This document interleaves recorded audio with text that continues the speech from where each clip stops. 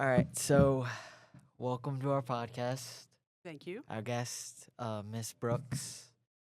Um, I'm your host. My name is Leo, and I'm joined with. Bryn, Ella. Jimmy. And today we are exploring Miss Brooks' jobs and what she does. So, yeah. Start with the first question. Okay. What does the typical day look like for you? Typical day is having a prep period in the morning where I get things copied, make sure that my lesson plans are in order, put anything I need together to get ready for you guys to come in. Third period. Third period's my first period that I teach during the day. Okay. And what do you enjoy about this job? Interacting with my students, bringing forensics as death, I guess, to life for my students and helping them put those pieces together to figure out what that story is.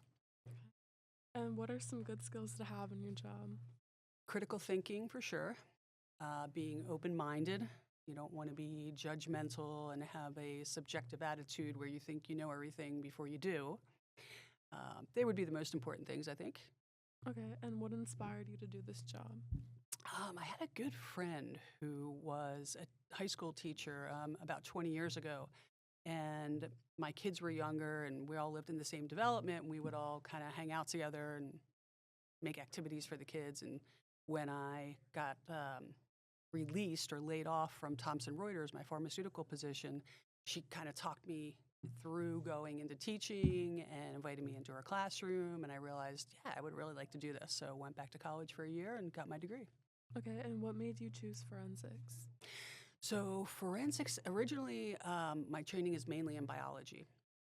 But when I was teaching at Sun Valley High School for a period of time, they asked me to teach forensics even though I never had before.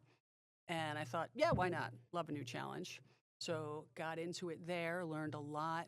And then when I came here to Oxford, they asked me to put a class together in forensic science. It's just, I love puzzles and interesting and kind of out there stuff, so it fits right into my brain.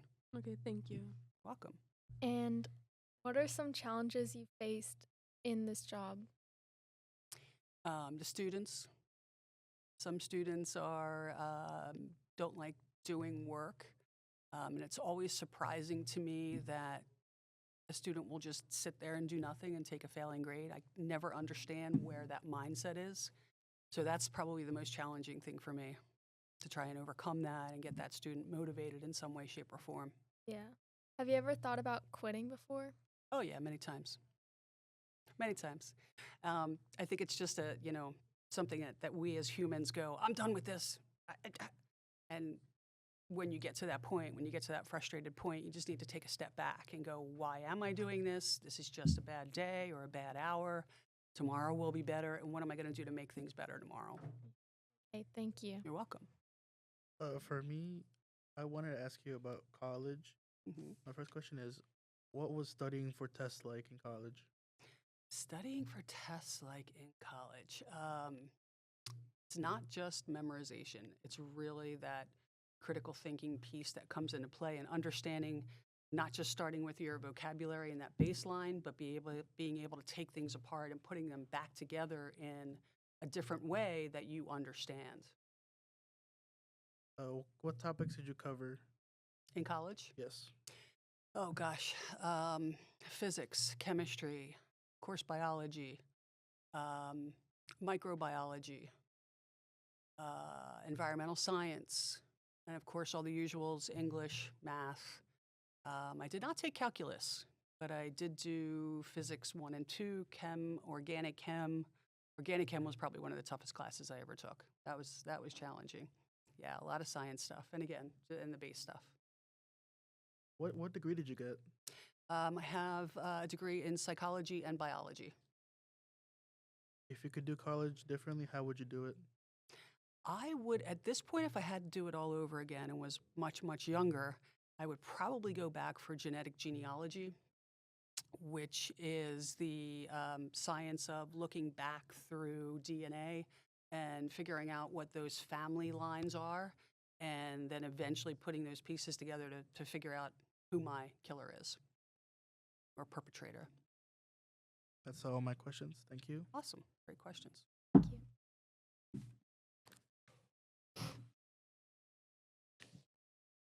Well, I'm supposed to be doing the outro, but I do have one more question. Sure. Have you ever seen the show called Dexter? I have seen bits and pieces of it, yes. Oh, It's a okay. great show. Yeah, I was just wondering. I love that Yes, show. It is But, a great show.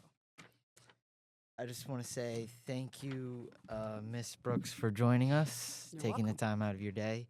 And thank you for tuning into the Hornet's Nest. And join us next time for discussions. Awesome. Thanks for having me. Thank you. Thank you.